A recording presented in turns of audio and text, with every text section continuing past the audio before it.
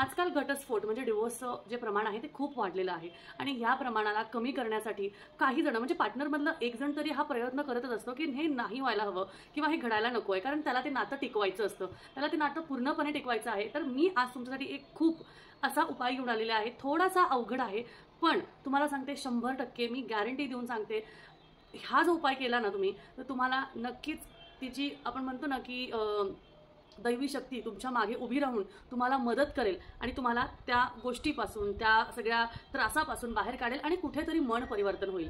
काय करायचं आहे तुम्हाला? तुमच्या कुलदेवीचं स्मरण करायचं आहे, तुमच्या कुलदेवीला हाक मारायची आहे, तुमच्या देवासमोर कुलदेवीचं नावाने एक कळश मांडायचा आहे आणि 51 दिवस 51 वेळा दररोज 51 दिवस 51 वेळा दररोज कालभैरव अष्टकाचं पठण करायचंय।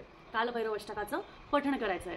हे पठण करताना तुम्हाला तुमच्या समोर एका पेल्यामध्ये, एका वाटीमध्ये, एका चांदीच्या ग्लासमध्ये काही असेल त्यामध्ये तुम्हाला पेलाभर पाणी घ्यायचं आहे आणि ते तुमच्या पार्टनरला द्यायचं आहे। आता पार्टनर जवळ नसेल तर काय करायचं, तर त्यांच्या नावाने ते जे पाणी आहे ते स्वतः तुम्ही ग्रहण करायचं आहे। तुम्हाला सांगते 51 दिवस 51 वेळा कालभैरव अष्टकाचं पठण केल्याने, कुलदेवीला हाक मारल्याने, कुलदेवीच्या समोर ही सेवा केल्याने तुमच्या मागे जी काही पीडा आहे, जी काही त्रास तुमच्या मागे म्हणजे गोष्टी फिरत आहेत, त्या सगळ्या बाजूला जातील आणि समोरच्या व्यक्तीचं किंवा त्या गोष्टीचं परिवर्तन म्हणजे मन परिवर्तन झाल्याशिवाय राहणार नाही।